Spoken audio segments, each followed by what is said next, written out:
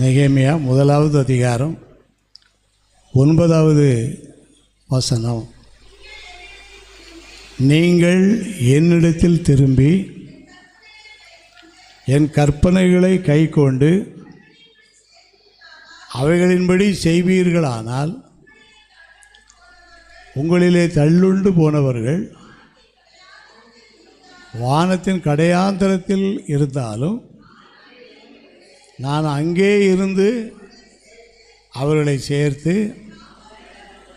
என் நாமம் விளங்கும்படி நான் தெரிந்து கொண்ட ஸ்தலத்திற்கு அவர்களை கொண்டு வருவேன் என்றும் தேவரீர் உம்முடைய தாசனாகிய மோசேக்கு கட்டளையிட்ட வார்த்தையை நினைத்தருளும். ஆண்டவர் நெகேமியாவுக்கு அந்த வார்த்தையை சொல்லலை. யாருக்கு சொன்னார்? மோசேக்கு சொன்னார். மோசேக்கு சொன்ன வார்த்தையை யார் பிடிச்சிக்கிட்டா? நெகேமியா பிடிச்சிக்கிட்டார். அதுக்கு பிறகு அந்த பரிசுத்தவான்கள் அதை பிடிச்சிருப்பாங்க, அந்த வார்த்தையை பிடிச்சிருப்பாங்க.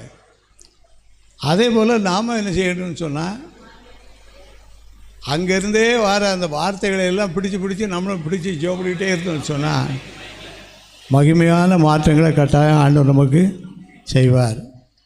இந்த வசனத்தில் என்ன போட்டுக்கணும்னு கேட்டால், உங்களிலே தள்ளுண்டு போனவர்கள் ஆண்டவருக்குள்ளே இருந்து ஊழியம் செய்து விசுவாசியாக இருந்து பிறகு ஏதோ சில சூழ்நிலைகளில் பின்வாங்கி போய் தள்ளுண்டு போன ஒரு சூழ்நிலை இருந்தால் அவங்க எங்கே போயிட்டாங்க?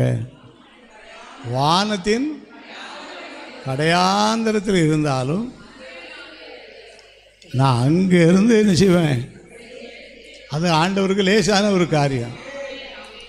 அப்போ முதல் ஜெபக்குறிப்பு என்ன? ஜெபக்குறிப்பு அப்படின்னு சொன்னால், ரொம்ப தூரமாக போயிருக்கலாம், அவங்களே ஆண்டவர் என்ன செய்யட்டும் கொண்டு வரும்படி நம்ம எல்லோரும் ஜெபிக்க போகிறோம். எல்லா இடங்களிலும் இப்படிப்பட்ட ஊழியர்கள், இப்படிப்பட்ட ஆட்கள் உண்டு.